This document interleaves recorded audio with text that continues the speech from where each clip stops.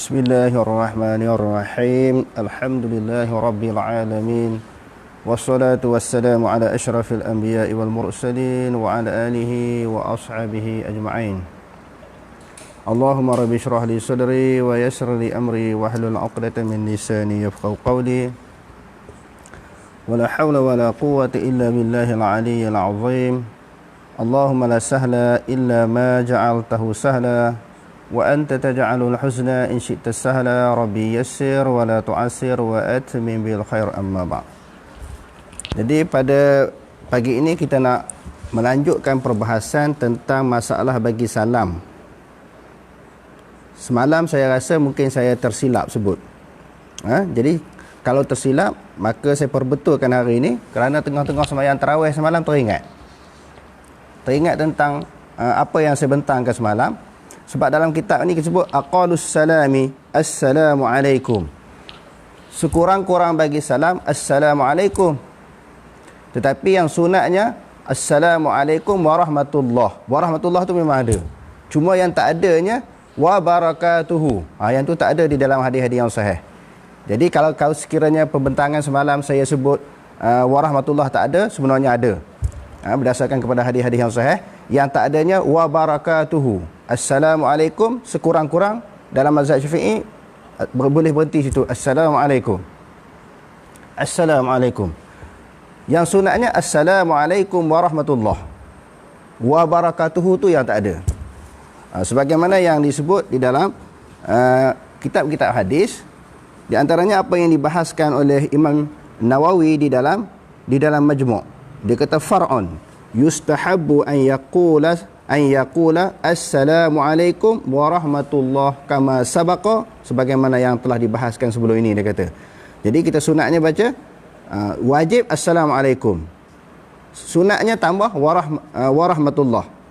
Dia kata yustahabbu an yaqula assalamualaikum warahmatullah kama sabaqa. Hadha huwa as-sahihu was-shawabul mawjudu fil ahadits as-sahihah. Ini yang sahih, dia kata yang tepat, yang ada di dalam hadis-hadis yang sahih. Wa fil kutubi Syafi'i wa ashab. Begitu juga kitab-kitab yang dikarang oleh Imam Syafi'i dan juga ashab, maknanya ulama-ulama yang berada di dalam mazhab Syafi'i. Wa waqa'a fi kitabil madkhal ila al-mukhtasari li zahiri as-sarkhasi wa nihayati lil imamil haramain wal hilyati li ruwaini ziyadatun wa barakatuhu. Ada tambah wa barakatuhu, tetapi ulama-ulama hadis dan juga Imam Nawawi kata lafaz itu tidak siqah. Qala Syekh Abu Amr ibn Salah wa hadha alladhi dzakarahu haula la yuwaththaqu bihi. Tidak disiqahkan hadis itu. Riwayat yang kata wa barakatuhu tu ada tak ada. Wa huwa syazun fi naqlil mazhab. Kalau ada wa barakatuhu tu dia kata lafaz yang syaz, yang pelik, yang ganjil, yang terasing. Wa min haitsul hadithi falam ajidhu fi syai'in minal ahadithi illa fi hadithi rawahu Abu Dawud min riwayati Wa'il bin Hujr radhiyallahu anhu.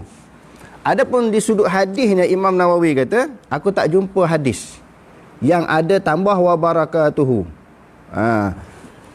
Melainkan hadis yang diriwayatkan oleh daripada Wa'il di dalam riwayat Abu Daud daripada Wa'il ibnu Hujrin radhiyallahu an.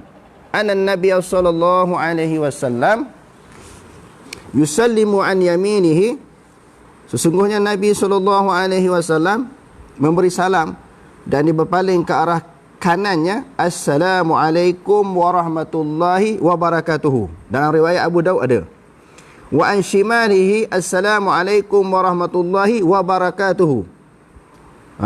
Wa hadhihi ziyadatu nasabaha at-Tabrani ila Musa bin Qais bin al-Hadrami. Jadi Imam Nawawi kata ziyadah itu dinisbahkan, disandarkan kepada Tabrani daripada Musa bin Qais. Hadis ni memanglah ada dalam Abu Daud, tetapi Imam Nawawi kata wa anhu rawahu Abu Dawud qultu hadzal hadisu isnaduhu fi sunani Abi Daud isnadun sahih. Sahih isnad tetapi tambahan tidak sahih. tambahannya tidak sahih. Jadi bila kita baca dalam Abu Daud, memang ada dalam hadis tu, hadis wa barakatuhu itu. Hadis wa barakatuhu itu ada. Hadis yang ke-996, an Abdullah anna an-nabiy sallallahu alaihi wasallam kana yusallimu an yaminihi wa an shimalihi, daripada Abdullah bahwasanya Nabi sallallahu alaihi wasallam memberi salam dan memaling ke arah kanan dan juga ke sebelah kiri, hatta yura bayadu khaddihi, sehingga kelihatan putihnya pipi Rasulullah. Maknanya dia paling itu sampai habis. Bukan sekerat, sampai habis. Dan tidaklah sampai memusingkan badan. Itu makruh sebagaimana disebut dalam hadis-hadisnya, di antaranya hadis yang diriwayatkan oleh Imam Tirmizi. Jangan sampai habis ke badannya tu. Assalamualaikum warahmatullah. Assalamualaikum warahmatullah. Yang wa barakatuhu tu ada dalam Abu Daud. Dia kata Assalamualaikum warahmatullah, Assalamualaikum warahmatullah, Assalamualaikum warahmatullahi wabarakatuh, Assalamualaikum warahmatullahi wabarakatuh, Assalamualaikum warahmatullahi wabarakatuh. Ada riwayat yang seterusnya, iaitu 997. Riwayat yang pertama tak ada, riwayat yang kedua ada.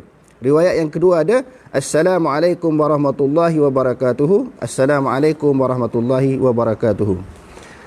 Bila kita tengok tadi Imam Nawawi sebut, aku tak jumpa dalam kitab-kitab hadis dia kata yang ada tambahan wa barakatuhu. Hadis itu memang di sudut sanadnya sahih, tetapi tambahannya tidak sahih. Macam saya sebut di dalam contoh-contoh yang pelajaran kita yang lepas, hadis yang diriwayatkan oleh Imam Bukhari. Hadis itu memang Bukhari memang sahih lah, semua hadis dalam riwayat Bukhari. Tetapi tambahan tidak sahih. Sebagai contoh dan juga sebagai ulangan, inna ummati ya'tuna yaumal qiyamati ghurran muhajjalina min atharil wudu, faman istata'a an yutila ghurratahu fayaf'an. Faman istata'a an yutila ghurratahu fayaf'an. Ini tambahan. Hadis itu sahih. Tambahan itu apa dia? Tambahan yang dikemukakan oleh Abu Hurairah. Abu Hurairah ni bukan dia tambah hadis, dia syarah kepada hadis. Sesungguhnya umat aku akan datang pada hari kiamat di dalam keadaan muka dan tangan kaki mereka bercahaya. Sakat itunya hadisnya. Jadi Abu Hurairah ni dia syarah kepada hadis, barang siapa yang nak melebarkan cahaya yang ada pada muka dan tangan, famanistata'a an yutila ghurratahu fayaf'an. Dia syarah. Lalu dimasukkan dalam kitab hadis. Jadi hadis itu sahih. Tapi tambahan itu bukan hadis, itu perkataan Abu Hurairah. Jadi termasuklah wa barakatuhu itu, maknanya tambahan itu, maknanya tambahan bagi pihak perawi. Sebab yang pertama saya sebut tadi, Imam Nawawi sendiri menyebut, aku tak menjumpai hadis-hadis yang sahih yang ada wa barakatuhu. Warahmatullah ada, wa barakatuhu tu tak ada, dia kata. Cuma aku jumpa di dalam riwayat Abu Daud. Lalu pun kita bacalah sebagaimana yang disebutkan tadi, ya, hadis yang diriwayatkan oleh Imam Abu Daud ada. Tapi tambahan tu tidak ada. Begitu juga disebut oleh Ibnu Hajar di dalam Talkhis. Ibnu Hajar kata apa? Ketika mensyarahkan hadis yang diriwayatkan oleh Imam Abu Daud. Selain daripada Abu Daud dan juga Ibnu Majah dan juga Sahih Ibnu Hibban, dia ada tambahan. Waqa'a fi Sahih Ibnu Hibban, waqa'a fi Sahih Ibnu Hibban. Dia kata tambih, ini satu peringatan. Jadi Ibnu Hajar nak huraikan tambahan itu tak ada. Min hadis Ibnu Mas'udin, ziyadatu wa barakatuh wahya 'inda Ibnu Majah, wahya 'inda Ibnu Majah aidan, wahya min Abi Daud aidan. Ada dalam Ibnu Majah, ada di dalam Abu Daud dan juga ada di dalam Ibnu Hibban. Fi hadis Wa'il bin Hujr, pada hadis yang diriwayatkan daripada Wa'il ibn Hujrin, fayata'ajjabu min ibni Salah, min ibni Salah haitsu yaqulu. Lalu Ibnu Salah, salah seorang daripada ulama dipanggil usul hadis ini, usulul hadis, dan juga sebahagian daripada ulama jarah wa ta'dil, dia mengatakan bahawa inna hadhihi ziyadata inna hazihi ziyadata laysat fi syai'in min kutubil hadis. Sesungguhnya ziyadah ziyadah tentang kalimah apa tadi, wa barakatuhu, itu tidak ada di dalam kitab-kitab hadis. Oleh kerana itu, secara kesimpulan, sekurang-kurang salam, Assalamualaikum. Sunatnya tambah Assalamualaikum warahmatullah. Wa barakatuhu tidak sunat, kerana tidak ada di dalam hadis-hadis yang sahih. Itu yang pertama yang saya nak sebut di dalam perbahasan ini. Masalah yang kedua berkaitan dengan perselisihan daripada kalangan ulama tentang sebahagian ulama berpendapat wajib bagi salam Assalamualaikum. Yang tu sekurang-kurang Assalamualaikum warahmatullah. Dan pendapat yang kedua, bila selesai daripada tahiyat walaupun tak bagi salam, maka sebahagian ulama kata sembahyang itu sah walaupun tak bagi salam. Nanti ini kita baca di dalam Nukhabul Afkar, syarah kepada syarah Ma'anil Asar di Abi Ja'far At-Tahawi. Pendapat yang pertama, saya baca pendapat yang pertama dulu, tentang bagi salam adalah wajib. Inilah amalan kita, pegangan kita, apa yang kita pelajari sebelum ini. Maknanya sebab pembukaan sembahyang itu adalah at-takbir. Miftahus salat at-takbir. Nak masuk sembahyang kena takbir dulu. Dan kesudahan sembahyang itu adalah at-taslim. Maknanya bagi salam. Itu kesudahan. Itulah yang kita belajar dan itulah yang kita amalkan. Tetapi kalau kita belajar hadis, kita akan jumpa ada dua pandangan ulama. Satu pandangan kata wajib bagi salam itu wajib. Pandangan yang kedua kata bagi salam tidak wajib. Jadi bila tak wajib, maknanya sekadar dia duduk masa baca tahiyat. Duduk kadar baca tahiyat. Lepas tu dia keluar, maka sah sembahyang dia. Ini kita baca pandangan beberapa ulama. Jadi insya-Allah saya akan ulang beberapa kali, takut jadi keliru. Sebahagian ulama kata wajib bagi salam, sebahagian ulama kata tak wajib bagi salam. فذهب قوم إلى أن الرجل إذا انصرف من صلاته بغير تسليم فصلاته باطلة. Telah berpegang oleh satu kaum bahawasanya seseorang yang apabila dia selesai daripada sembahyangnya tanpa memberi salam, maka sembahyang dia batal. Itu pegangan mazhab kita dan itulah yang kita amalkan selama ini.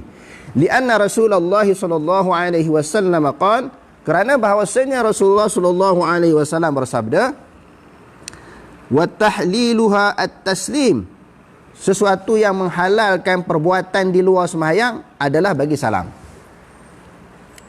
Bila kita takbir, maknanya bila kita takbir, wa tahrimuha at-takbir, sesuatu perbuatan yang dihalalkan kita lakukan di luar sembahyang, makan, minum, berjalan, berlari, melompat sana sini, itu di luar sembahyang boleh. Bila kita takbir Allahu Akbar, maka perbuatan tu tak boleh dah, diharamkan setelah kita takbir. Sebab itu disebut sebagai takbiratul ihram. Takbir yang mengharamkan sesuatu yang halal di luar sembahyang. Seperti sebut makan, minum, berlari tadi tak boleh. Jadi maknanya watahliluha at-taslim, untuk menghalalkan perbuatan di luar sembahyang itu seperti makan, minum dan sebagainya adalah kita kena bagi salam. Itu hadis sebut macam tu. Sebab itu golongan pertama berpendapat bagi salam untuk keluar daripada sembahyang adalah wajib. Kalau tak bagi salam, sembahyang dia tidak sah. Fala yajuzu an yakhruja minha bighairihi,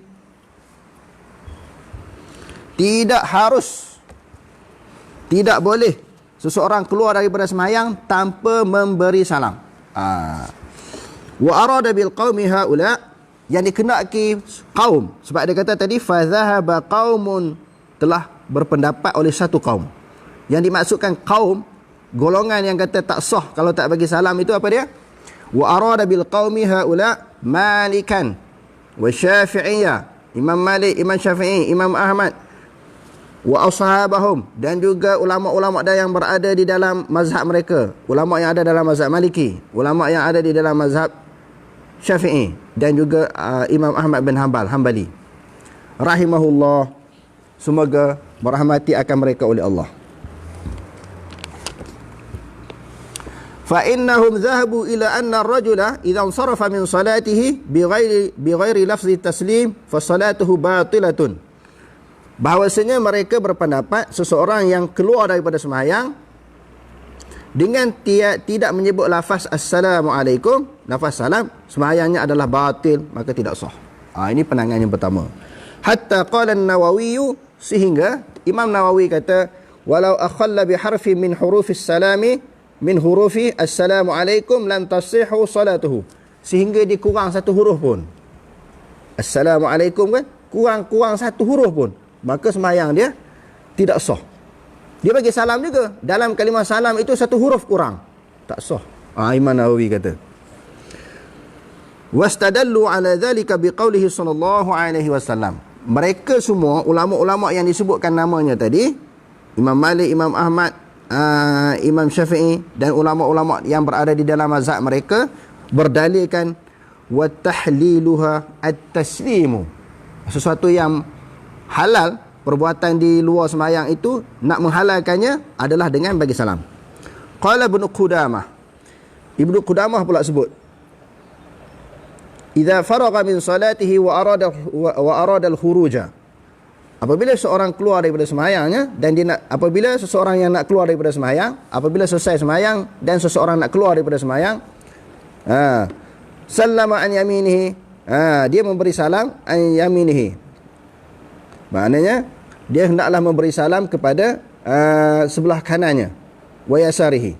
Jadi kalau kita baca dengan perbuatan, tetapi kalau dengan makna perintah, salim an yaminihi, hendaklah dia memberi salam di sebelah kanannya, wa yasarihi, dan juga sebelah kiri. Wa hadha taslimu wajibun la yaqumu ghairuhu maqamahu. Salam assalamualaikum ini adalah merupakan wajib, tidak ada suatu lafaz yang menepati, yang boleh ganti daripada assalamualaikum. Ibnu Qudamah kata assalamualaikum tu lafaz yang wajib dilafazkan, dituturkan. Nak ganti kalimah lain menepati maksud assalamualaikum tak boleh. Bihadza qala Malik wa Syafi'i. Begitu juga pegangan Imam Malik dan juga Imam Syafi'i. Okey. Itu satu pandangan kata kena bagi salam. Yang kedua, wa khalafahum fi dzalika akhurun, dan telah berselisih akan mereka itu pada yang demikian oleh golongan yang lain. Golongan ulama yang lain berselisih, tak sama pegangan sebagaimana pendapat yang pertama tadi. Maknanya golongan yang pertama, yang kedua, maka tak bagi salam pun, maka boleh keluar daripada sembahyang. Faftaraqu ala qawlaini faminhum man qala idza qa'ada miqdar at-tashahhudi faqad tammat salatuhu wa illam yusallim. Pendapat yang pertama kata mereka khilaf pula. Pendapat yang kedua ni khilaf pula. Khilaf tak mana tadi? Dia kata kalau yang pertama duduk sekadar tasyahud, tak baca tasyahud pun. Pendapat yang kedua kata kena baca tasyahud. Baca tasyahud dulu walaupun tak bagi salam, maka sah sembahyang. Mereka yang kata tak perlu bagi salam pun terbahagi kepada dua pandangan. Yang kata yang tak perlu bagi salam ada dua pandangan. Yang pertamanya duduk sekadar tasyahud. Dia bangun daripada sujud yang kedua, dia duduk. Duduk tahiyat akhir. Duduk tahiyat akhir walaupun tak baca tasyahud, tak baca tahiyat. Dia duduk sekadar tahiyat. Lepas dia duduk tu, dia terus bangun. Maka sembahyang dah sah. Maknanya dia duduk, dia tak baca. Wa minhum man qala idza rafa'a ra'sahu min akhir as-sajdati min salatihi faqad tammat salatuhu wa illam yatashahhad wa lam yusallim. Walaupun dia tidak baca tasyahud, tak baca tahiyat, walaupun dia tak bagi salam. Okey? Itu yang pertama. Yang pertama di dalam mengatakan bagi salam itu tidak wajib. Khalafal qaumu al-mazkurin jama'atun akhurun. Dia kata telah berselisih oleh satu kaum yang disebutkan tadi oleh satu jemaah yang lain pula. Arada bihim Atha ibnu Abi Rabah wa ibnu Musayyid wa Ibrahim wa Qatadah wa Aba Hanifata wa Aba Yusuf wa Muhammadan wa Ibn Jarir At-Tabari. Di sini ulama, ada ulama fiqh, ada ulama hadis. Ada ulama tafsir, Ibn Jarir At-Tabari. Fa innahum zahabu ila anna taslim laisa bi fardin hatta law tarakahu la tabtulu salatuhu walakin iftarqa haula aidan ala qaulaini. Demo ni pula berselisih atas dua pula. Jadi berselisih di sini banyak. Saya nak bagi tahu di sini untuk merengkahkan perbahasan supaya tuan-tuan yang berada di rumah tu tidak jadi keliru dan pening. Berkaitan dengan bagi salam, yang pertama, pendapat pertama kata wajib bagi salam. Itu pendapat jumhur ulama seperti Imam Syafi'i, Imam Hambali dan juga Imam Maliki. Kena bagi salam. Pendapat yang kedua yang disebutkan nama-nama dia tadi, seperti pendapat yang kedua seperti Atha ibnu Abi Rabah, Ibnu Musayyib, Ibrahim, Qatadah, Abu Hanifah wa Abu Yusuf wa Muhammad Ibnu Jarir At-Tabari rahimahullahu taala. Mereka ni kata tak payah bagi salam. Tak payah bagi salam. Maknanya bila tak payah bagi salam pula berselisih pula daripada kalangan mereka. Ada yang kata tak payah bagi salam ni sekadar duduk tasyahud, duduk tahiyat awal, duduk tahiyat akhir, sekadar duduk je. Lepas tu rasa duduk tu berapa minit, 2 minit ke 3 minit ke 4 minit ke, duduk tahiyat. Lepas tu boleh keluar sembahyang, boleh keluar daripada sembahyang walaupun tak baca tasyahud dan tidak bagi salam. Pendapat yang kedua kata kena baca tasyahud, tasyahud tu kena baca, tetapi salam itu tidak wajib.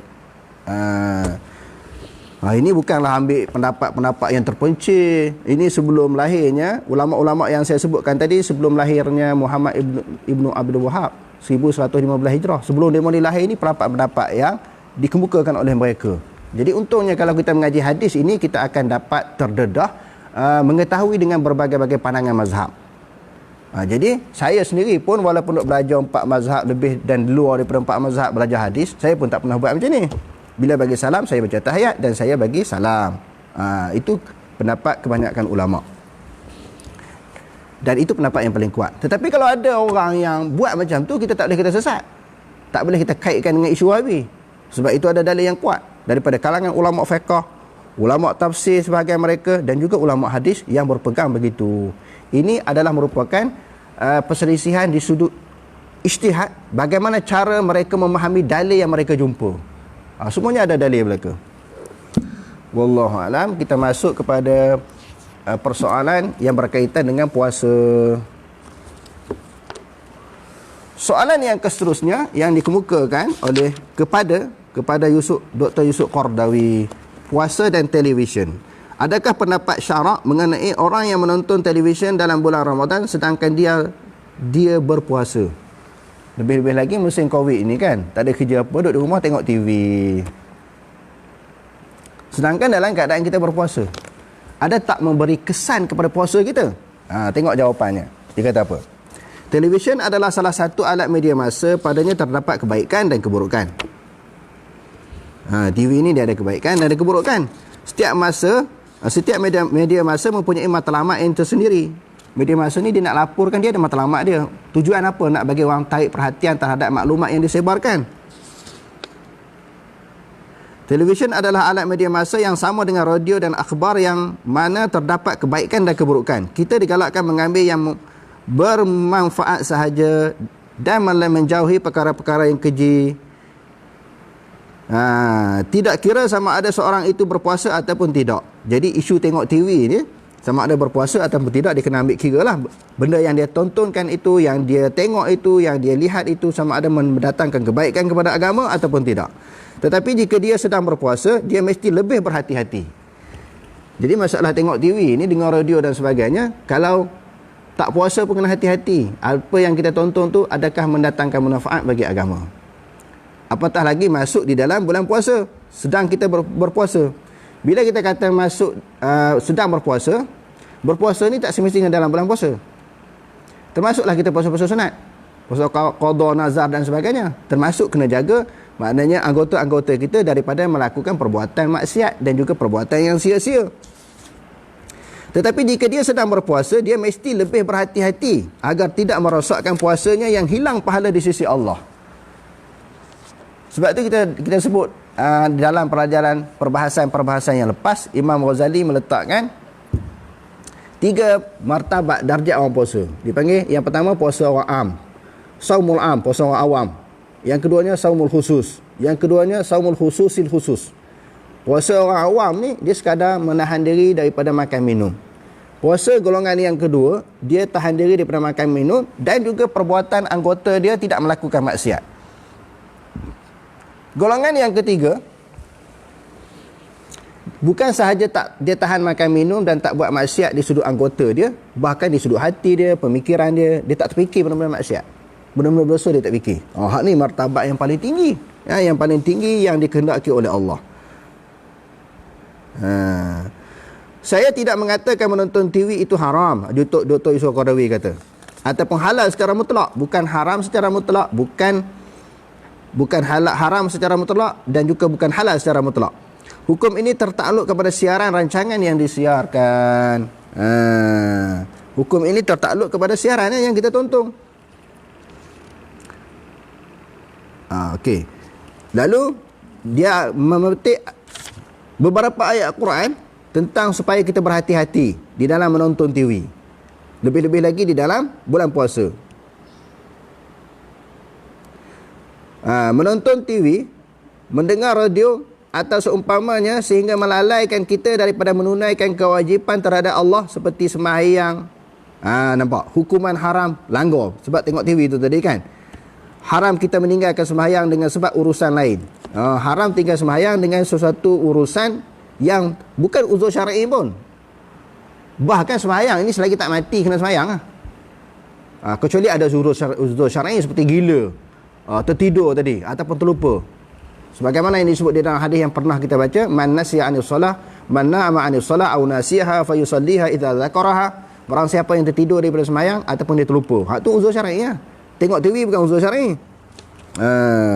Tengok TV sampai tinggal sembahyang ataupun sembahyang di hujung waktu, ini haram. Firman Allah Subhanahu wa taala, innama yuridu syaitanu an yuqi'a bainakumul adawata wal baghdha'a fil khamri wal maisir wa yasuddakum an zikrillah wa 'anis shalah fahal antum muntahun. Sesungguhnya syaitan itu bermaksud untuk menimbulkan permusuhan dan kebencian di antara kamu. Kerana meminum arak dan berjudi. Minum arak, dia lalai, dia meninggalkan ibadat. Main judi pun lalai, meninggalkan ibadat. Dan menghalang kamu daripada mengingati Allah dan sembahyang. Di antara benda yang kita tinggal tu disebut dalam Quran, dengan sebab main judi ke ataupun minum arak, sembahyang. Maka berhentilah kamu daripada mengerjakan pekerjaan itu. Jadi di sini disebut arak dan judi. Lalu ulama kiaslah sesuatu perbuatan, amalan-amalan yang dapat melalaikan kita daripada mengingati Allah. Bukan saja sembahyang, hati kita lalai daripada mengingati Allah. Sebab bila dalam hadis sebut, bila kita lalai tak ingat hati pada Allah Ta'ala, syaitan dia letak belalai dekat dada kita, kat hati kita supaya lalai. Yuwaswisu fi sudurin nas minal jinnati wan nas. Lagi lalai. Bila tak ingat, dia jadi lalai, ditekankan dia punya belalai kat hati kita, maka kita tak ingat Allah Ta'ala.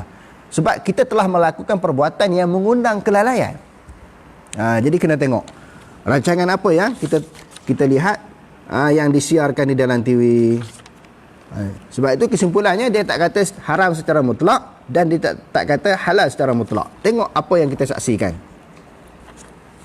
Soalan yang berikutnya, sembahyang tarawih dengan cepat. Yang ni banyak jadi ni.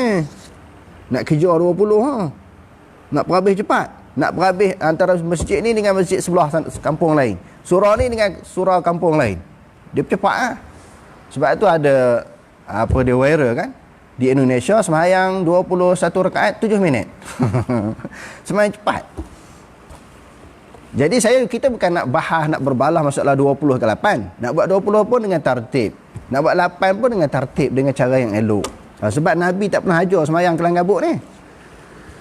Hadis-hadis yang selalu kita baca, sallu kama ra'aitumuni usalli. Sembahyanglah sebagaimana kamu lihat aku sembahyang. Nabi sembahyang dengan tertib.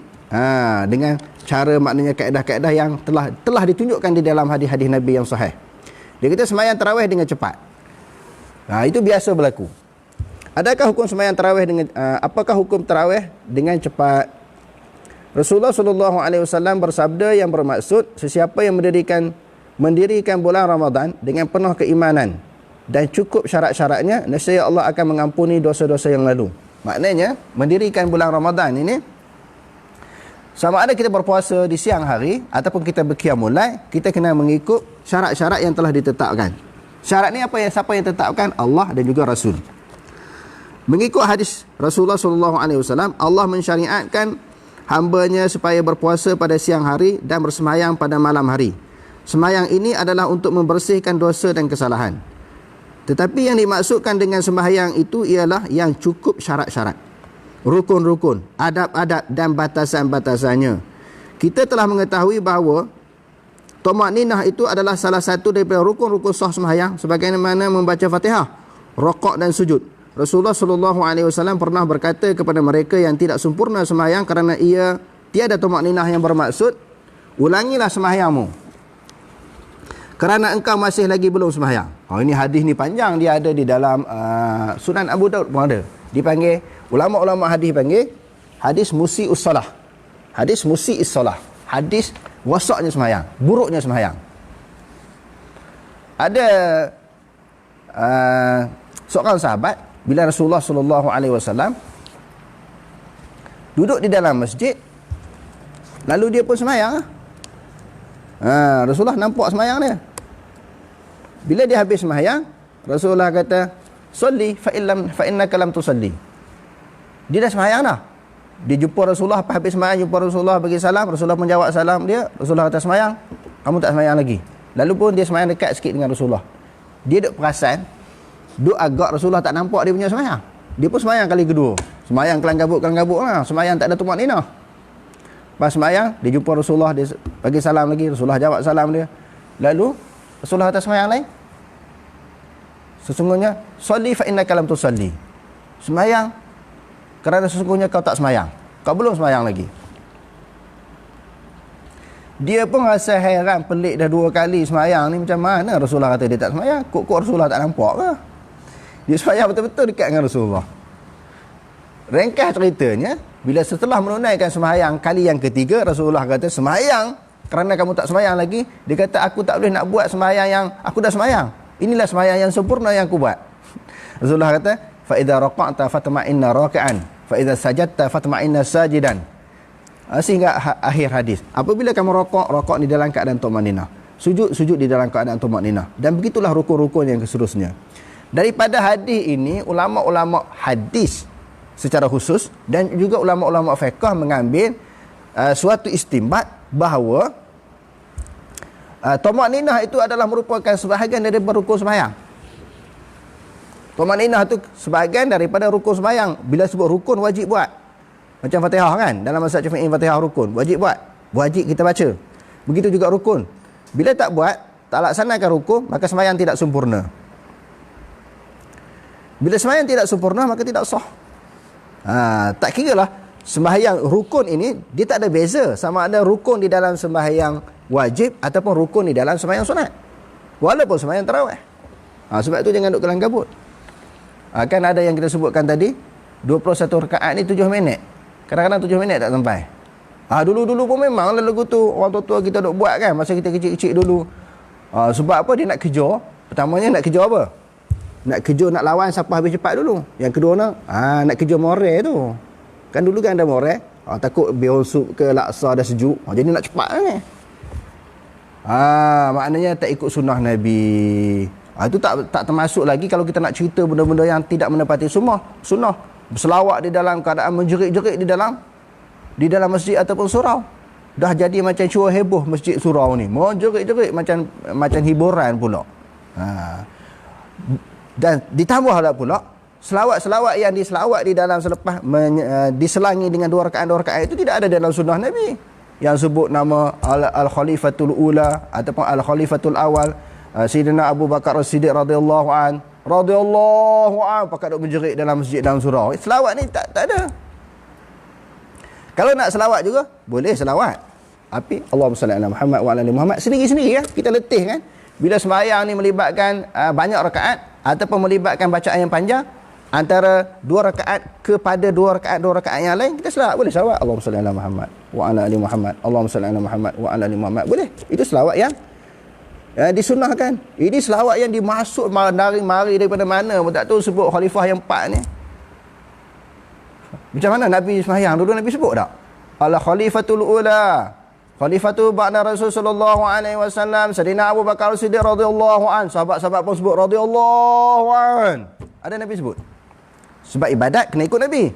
Okey, Nabi tak sebut, Abu Bakar kot sebut, sebab dia jadi khalifah. Al khalifatul ula, khalifatu ba'da Rasul sallallahu alaihi wasallam, Sayyidina Abu Bakar Siddiq radhiyallahu an. Sayyidina Abu Bakar kan jadi imam, dia khalifah, orang lain pun sebut radhiyallahu an. Dia buat tak? Dia tak buat.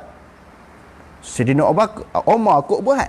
Selepas Abu Bakar, Umar. Sayyidina Umar pula tak sebut juga. Osman pun tak sebut. Ali pun tak sebut. Ambil di mana?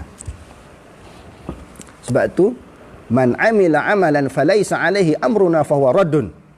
Barang siapa yang melakukan sesuatu ibadat, sesuatu amalan yang Nabi tak buat.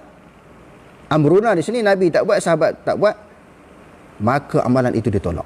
Tarawih ni kena ambil daripada Nabi. Nabi tak sebut selawat yang saya bacakan tadi. Lepas tu sahabat pun tak sebut. Kok Imam Syafi'i, aku mazhab Syafi'i, aku tak nak ikut Nabi, aku tak nak ikut sahabat, aku nak ikut Imam Syafi'i. Imam Syafi'i tak sebut. Imam Syafi'i tak sebut, aku tak nak ikut mazhab pendapat Imam Syafi'i, aku nak ikut ulama-ulama dalam mazhab Syafi'i. Ulama mazhab Syafi'i pun tak sebut. Tiba-tiba kita pergi pandai sebut, kita merasakan itu satu ibadat. Bila orang lawan, Wahabi. Sedangkan Rasulullah tak buat, sahabat tak buat, tabi'in tak buat, imam-imam mazhab tak buat. Jadi ambil di mana? Jadi kita bukan nak perbesarkan isu tu, tapi kita nak sebut benda tu tak ada di dalam agama. Bila tak ada tu sudah buat. Jadi rugi tuan-tuan. Kita nak buat ibadat ini, kita nak pahala di sisi Allah. Jadi syarat nak dapat pahala ini, dia ada 3 perkara. Yang pertamanya mesti beriman kepada Allah. Yang keduanya mesti menepati ajaran yang diajar oleh Rasulullah. Yang ketiganya ikhlas. Kena ada 3. Pertamanya beriman dulu. Kalau orang kafir buat ibadat tak dikira. Yang kedua ni menepati ajaran Rasul. Ibadat-ibadat ini kena menepati ajaran apa yang ditunjukkan oleh Nabi SAW. Yang ketiganya kena ada ikhlas. Jadi hak kita buat tu cek betul tak apa yang dilakukan oleh Nabi SAW. Okey tuan-tuan, di antara dalil yang dikemukakan oleh Dr. Yusuf Qaradawi ni, kata jangan sembahyang cepat. Qad aflahal mu'minun alladzina fi salatihim khashi'un. Beruntunglah orang yang beriman. Beriman yang macam mana? Alladzina hum fi salatihim khashi'un. Orang yang khusyuk dalam sembahyang. Tapi kelang-kabut nak cepat sembahyang ni, maka bagaimana boleh melahirkan kekhusyukan di dalam sembahyang? Wallahu alam. Aqulu qouli hadza wa astaghfirullahal azim li wa lakum. Wassalamualaikum warahmatullahi taala wabarakatuh.